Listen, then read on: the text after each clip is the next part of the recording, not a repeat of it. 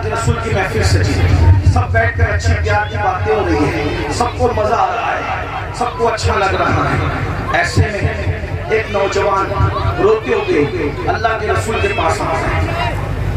میری بہنوں کو بھی اگر میری بات اچھی لگ رہی ہو تو وہ نذرانہ ایک جیب سے نکال کے دوسری جیب میں رکھے، ٹھیک ہے، اور جتنے پیسے جمع ہو گھر جا کر اپنی ساس کے ہاتھ میں دے دے، یہ کہہ کر کہ یہ میری طرف سے نذرانہ اور سید کی طرف سے نذرانہ، ادھر مت بھیجو، اپنی ساس کو دو، اس لیے کہ ساس کو کون دیتا ہے؟ ساس کو مرد دیتے، ساس کو عورتیں نہیں دیتی۔ جب عورتیں نذرانہ ساس کو دینے لگے گی تو کسی گھر میں جھگڑا ہی نہیں ہوگا، ہے نا بھائی؟ مولانا کو نذرانہ دیتے ہو، ساس کو بھی دو، سسر کو بھی دو، گھر میں کبھی جھگڑا نہیں ہوگا۔ اور ایک بات بتاؤں، ساس گالی دے تو گالی کے بدلے میں گالی مت دینا، گالی کے بدلے میں ان کو نذرانہ دینا، ناشتہ دینا، پیار دینا۔ دیکھو جب نفرتوں کی اور محبتوں کی جنگ ہوتی ہے تو نفرتیں ہار جاتی ہیں، محبتیں جیت جاتی ہیں۔ طاقت سے جو مہم سر نہیں ہوتی وہ محبتوں سے سر ہوتی ہے۔ بات میں ختم کرنے لگا ہوں کیونکہ اذان کا قریب ہے، دو بات پڑھوں گا، بات ختم کر دوں گا، دھیان سے سنو۔ کیا عرض کر رہا تھا؟ حضور کی محفل سجی ہے، ایک جوان روتے ہوئے آیا اور روتے روتے آتا ہے۔ حضور کی عادت تھی، حضور جس کو بھی روتے ہوئے دیکھتے تھے اللہ کے رسول علیہ السلام کو رونا پسند نہیں تھا، آقا علیہ السلام کو رونا پسند نہیں تھا، یعنی پسند سے مراد یہ کہ حضور علیہ السلام کسی کا رونا دیکھ نہیں سکتے تھے، حضور علیہ السلام رونا دیکھ کر بے چین ہو جاتے تھے۔ اللہ کے رسول صلی اللہ علیہ وسلم نے اس جوان کو روتے ہوئے دیکھا اور فرمایا، اے جوان تو کیوں رو رہا ہے؟ تیرے رونے کی وجہ کیا ہے؟ تو وہ جوان عرض کرتا ہے، یا رسول اللہ رونے کی وجہ یہ ہے کہ میرے ابا کا انتقال ہو گیا، میں کوئی میسج نہیں دیکھا، میں کتاب کا حوالہ دیکھا، مجھے پڑھنا ہے، میں اسٹیج پہ آتے ہوئے موبائل بند کر کے آتا، میں ممبر پہ کبھی موبائل نہیں چلاتا، تو مجھے کتاب دیکھنی ہے، اس لیے میں آپ کے سامنے یہ بات موبائل دیکھ رہا ہوں، ورنہ حضور کی حدیث پڑھتے ہوئے توجہ حضور کی طرف ہونا چاہیے، موبائل کی طرف نہیں۔ اور ایک بات بتاؤں، حضور کی حدیث کا اتنا ہی احترام کرو کہ حضور اگر ہمارے سامنے موجود ہوتے تو ہم کتنا احترام کرتے، اتنا ہی حضور کی حدیث کا احترام۔ یہ جو بھائی لوگ موبائل لے کر بیٹھے ہیں نا، ان سے مجھے کوئی شکایت نہیں، لیکن ان کو حضور کی حدیث کی اہمیت نہیں معلوم۔ جس دن ان کو حضور کی حدیث کی اہمیت پتہ چلے گی، یہ تقریر تو ریکارڈ ہو ہی رہی ہے، بعد میں چاہیے تو ریکارڈنگ آپ کو مل جائے گی، آپ کیوں ریکارڈ کرتے ہیں؟ جتنی دیر تک آپ تقریر ریکارڈ کرتے ہیں نا تو آپ کی توجہ موبائل کی طرف ہوتی ہے، تقریر کی طرف نہیں ہوتی، اور آپ کی توجہ کہاں ہونی چاہیے؟ تقریر کی طرف، کیونکہ بیان کیا کیا جا رہا ہے؟ حدیث بیان کی جا رہی ہے۔ غور سے سننا، اب میں کتاب مجھے مل گئی، اب حدیث سنو، روایت سنو، غور کیجئے کہ اللہ کے رسول علیہ السلام کی عادت تھی کہ حضور علیہ السلام کسی کی آنکھ میں آنسو نہیں دیکھ سکتے تھے، تو سرکار نے فرمایا، اے جوان تو کیوں رو رہا ہے؟ تیرے رونے کی وجہ کیا ہے؟ تو اس جوان نے عرض کیا، یا رسول اللہ میرے ابا کا انتقال ہو گیا، میرے ابا مر گئے اور میں دیہات میں رہتا ہوں، چھوٹے سے گاؤں میں رہتا ہوں، اسی لیے میں رو رہا ہوں۔ یا رسول اللہ میرے باپ کا انتقال ہو گیا، ہمارے گاؤں میں نہ کوئی نہلانے والا ہے، یعنی غسل دینے والا میت کو کوئی نہیں ہے، نہلانے والا کوئی نہیں ہے، کفن پہنانے والا کوئی نہیں ہے، نماز جنازہ پڑھانے والا کوئی نہیں ہے، تو میں کیا کروں گا؟ یہی لوگ اسی لیے رو رہا ہوں۔ میرے آقا نے کرم فرمایا، اور کرم فرمانے کے بعد میرے سرکار نے فرمایا، دیکھ میں تیرے ابا کو نہلانے کے لیے، کفن پہنانے کے لیے، جنازہ پڑھنے کے لیے بڑی ہستیوں کو بھیج رہا ہوں۔ سرکار نے سیدنا ابو بکر صدیق کو فرمایا، سیدنا فاروق اعظم کو فرمایا، تم دونوں جاؤ، اس کے ساتھ جاؤ، اس کی گاؤں میں جاؤ، اور اس کی گاؤں میں جا کر اس کے ابا کو نہلاؤ، اس کے ابا کو نہلا کر کفن پہناؤ، کفن پہنا کر جنازہ پڑھو، اور جنازہ پڑھ کے دفن کرو۔ سیدنا صدیق اکبر فاروق اعظم اس گاؤں میں گئے۔ اب غور سے سننا، دھیان سے سننا، بہت توجہ سے، تمہارے فائدے کی میرے فائدے کی بات ہے، سرکار کے حدیث پاک ہے۔ آقا علیہ السلام نے جب دونوں کو حکم دیا تو حضور کے دونوں یار ان کے گاؤں میں گئے، جیسے ہی گئے نہلانے کے لیے تو دیکھا میت پر چادر رکھی ہوئی ہے، انہوں نے جیسے چادر ہٹایا تو کیا دیکھا کہ میت کا منہ، میت کا چہرہ کالے سور کی طرح تھا، کالے خنزیر کی طرح تھا۔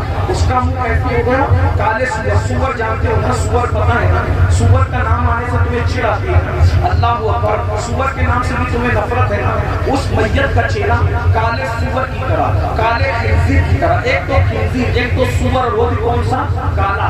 کالا سور کتنا ڈراؤنا لگتا ہے، اندھیرے میں دیکھو تو ڈر لگتا ہے، اجالے میں بھی دیکھو تو اس کو ڈر لگتا ہے۔ اللہ کی پناہ، اللہ کی پناہ، بولو اللہ کی پناہ، اللہ کی پناہ مانگو۔ اللہ اکبر۔ صحابہ کرام سیدنا صدیق، سیدنا فاروق دونوں رو پڑے اور روتے روتے بے حال ہو گئے۔ ایک قاصد کو آقا کی بارگاہ میں بھیجا، یا رسول اللہ اس کا چہرہ تو کالے سور کی طرح ہو گیا، کالے خنزیر کی طرح ہو گیا، اس کو کیسے نہلائیں گے، کیسے کفن پہنائیں گے، اس کا جنازہ کیسے پڑھیں گے؟ یا رسول اللہ آپ ہماری رہنمائی کریں۔ میرے آقا نے جب یہ سنا تو اللہ کے رسول خود بھی اٹھ کر کے اس دیہات میں آئے۔ جب اس دیہات میں تشریف لائے تو جیسے ہی اس کے چہرے سے کپڑا ہٹایا تو کیا دیکھا کہ اس کا منہ کالے سور کی طرح تھا، کالے خنزیر کی طرح تھا۔ حضور بہت روئے اور روتے روتے اللہ سے کہا، اے اللہ اس کا چہرہ درست کر دے، اس کا چہرہ ٹھیک ٹھاک کر دے۔ اللہ نے حضور کی دعا سے اس کا چہرہ صحیح کر دیا، ٹھیک ٹھاک کر دیا۔ جلدی جلدی صحابہ نے اس کو غسل دیا، اس کی نماز پڑھی، اس کو کفن پہنا کے نماز پڑھی، اور نماز جنازہ کے بعد کسی نے چپکے سے کہا، ارے ارے اس کا چہرہ تو کالے سور کی طرح ہو گیا تھا، حضور کی دعا سے ٹھیک ہوا، اب ذرا نماز جنازہ کے بعد چیک تو کر لو، ذرا دیکھ تو لو کہ ابھی اچھا ہے یا پھر ویسے بدل گیا۔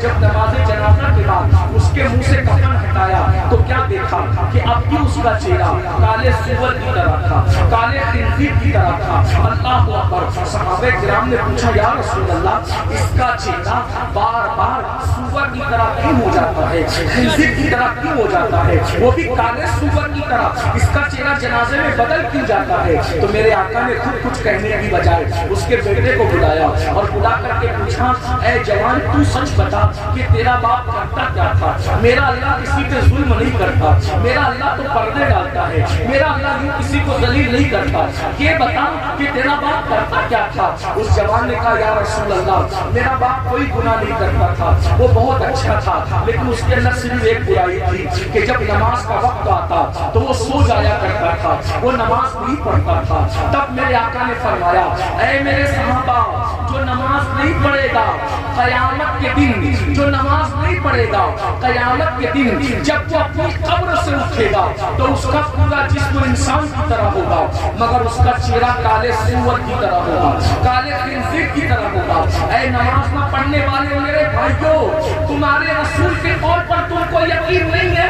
اور اگر یقین ہے تو ذرا سوچو، جب قیامت کے دن نماز نہ پڑھنے کی وجہ سے تمہارے چہرے سور کی طرح ہو جائیں گے۔ اے فجر کی نماز بستروں میں ترک کرنے والوں، اے ظہر کی نماز کاروبار میں ختم کرنے والوں، اے عصر کی نماز ترک کرنے والوں، تمہیں اپنے آپ پہ رحم نہیں آتا، تم اپنے آپ پہ رحم نہیں کرتے۔ ارے چہرے پر اگر سفید داغ ہو جائیں تو آدمی شادیوں میں جانا بند کر دیتا ہے، آدمی جلسوں میں جانا بند کر دیتا ہے۔ سفید داغ ہو جائے تو نکل، ارے سفید داغ لے کے آدمی شادیوں میں نہیں جاتا۔ اللہ نہ کرے اگر سور کی طرح ہو، کون کرتا؟ یہ کوئی جلسے کے مولوی صاحب 14ویں صدی کے نہیں کہہ رہے، یہ رسول اللہ کی زبان کہہ رہی ہے، حضور کی زبان، حضور کی زبان کہہ رہی ہے۔ بولو اگر چہرے پہ کرسی نکل آئے تو تم کسی محفل میں جانے میں شرماتے ہو نا؟ میں نے ایک عالم کو دیکھا، میں رو پڑا، بہت نیک عالم، ابھی کچھ دن پہلے ایک بہت نیک عالم کو دیکھ کے میں جلسے پہ رو رہا تھا، ان کے ہاتھ میں سفید داغ تھا، تو جب وہ تقریر کر رہے تھے تو تقریر کرتے کرتے جب وہ ہاتھ اٹھاتے تھے تو اپنے ہاتھ کو رومال میں چھپا لیتے۔ بیماری تو اللہ دیتا ہے اور جس کو بیماری دیتا ہے اس کے درجات بھی نیک آدمی ہیں، لیکن اللہ نے ان کو وہ بیماری دے دی، اللہ کی مرضی ہے، اللہ جس کو جو چاہے بیماری دے دی۔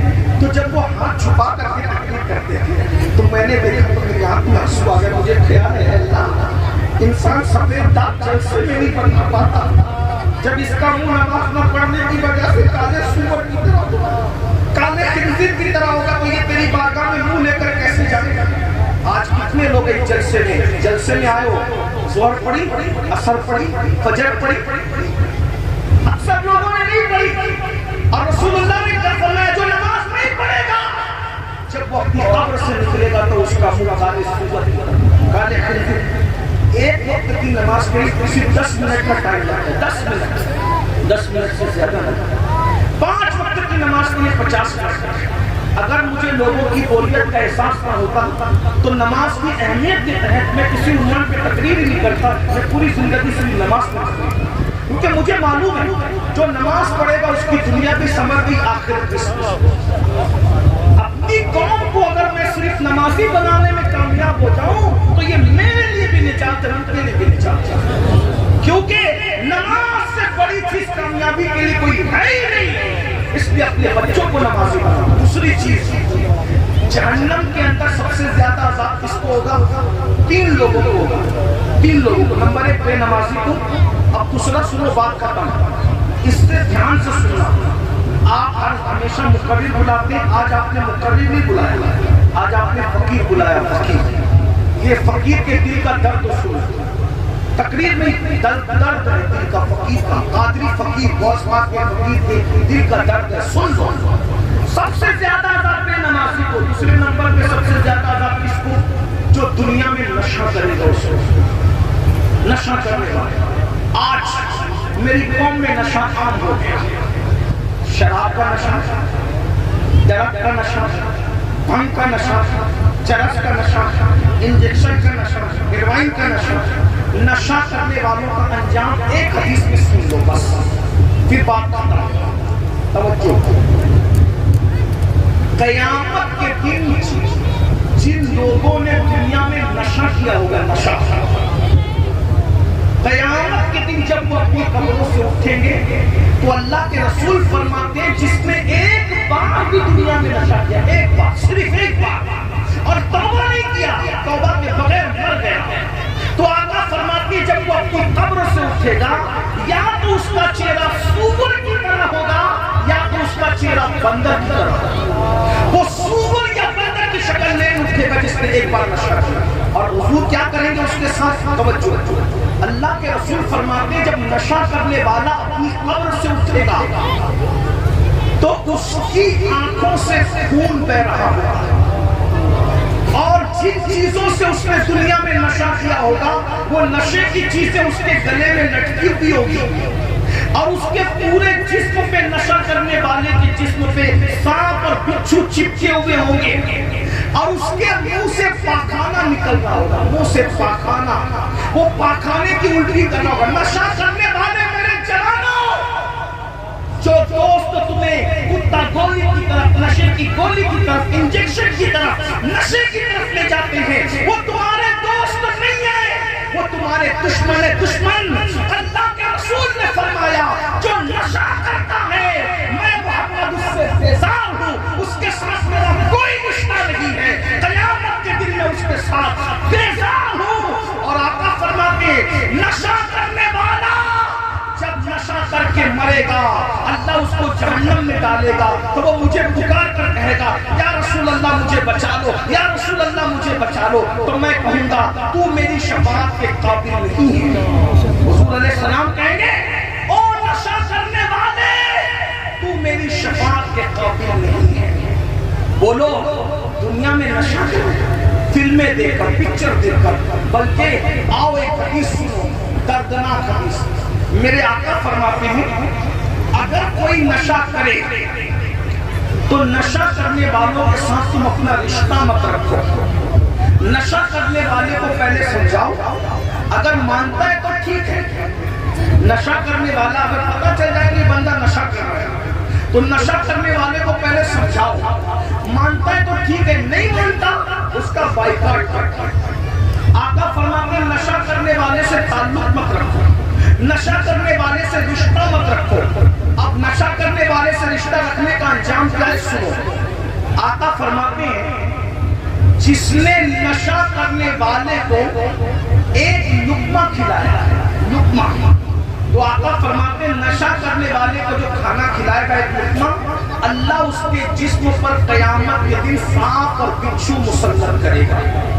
جس نے نشہ کرنے والے کی کوئی حاجت پوری کی گویا اس نے اسلام کو ڈھانے پر مدد کی، جس نے نشہ کرنے والے کو قرض دیا اس نے مسلمان کے قتل پہ مدد کی، حتیٰ نشہ کرنے والا اگر تمہاری محفل میں آئے اس کو عزت کے ساتھ اپنے پاس مت بٹھانا.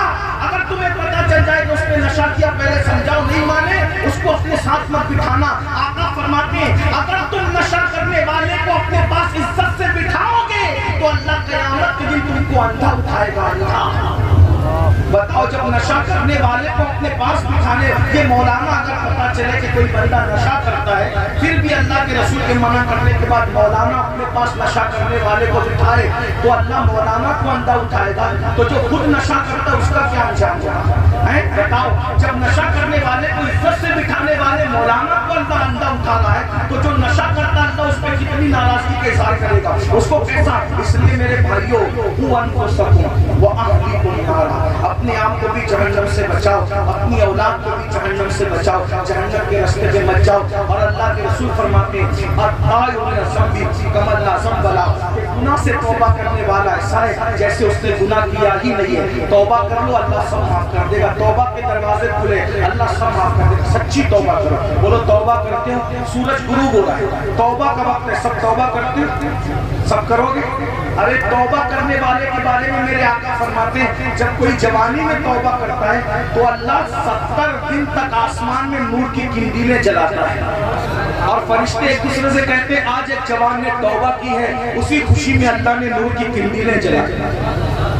توبہ کرنے والے کے لیے حضور اللہ فرماتا ہے ان اللہ یحب التوابین, کہ بے شک توبہ کرنے والا اللہ کا محبوب ہے. توبہ کرتے ہو, سب کرو گے سب لوگ.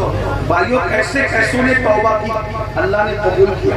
اب مغرب کا ٹائم ہو گیا, ہے نہیں وقت, ورنہ میں آپ کو ایک واقعہ بتاتا تو آپ کو پتہ چلتا کہ توبہ کرنے والا کہاں پہنچتا ہے. بس اتنا سن لو کہ ویسے میں نے تقریروں میں کئی جگہ کئی واقعات بتائے, یہاں میں واقعہ نہیں بتاتا, صرف اتنا کہتا ہوں توبہ کر لو. توبہ جو کر لیتا ہے, اگر ہزاروں سال گناہ کر کے بھی کوئی توبہ کرے نا تو اللہ اس کو توبہ کرنے والوں کو گناہ سے ایسے پاک کر دیتا ہے جیسے وہ ابھی اپنی ماں کے پیٹ سے پیدا ہو. آؤ تم سب مل کر دنیا میں جتنے گناہ ہوئے, جہاں جیسے ہوئے, سب سے توبہ کرو. لیکن ایک بار توبہ کرو گے تو دوبارہ پھر اس گناہ نہیں کرنا, کیونکہ جو توبہ کر کے پھر گناہ کرتا ہے تو اللہ کہتا ہے میرے ساتھ مذاق مت. اللہ کیا کہتا ہے, میرے ساتھ مذاق مت کا, پھر اللہ ناراض ہوتا ہے. کون کون توبہ کرنے تیار ہے؟ جو دل سے تیار ہے وہی توبہ.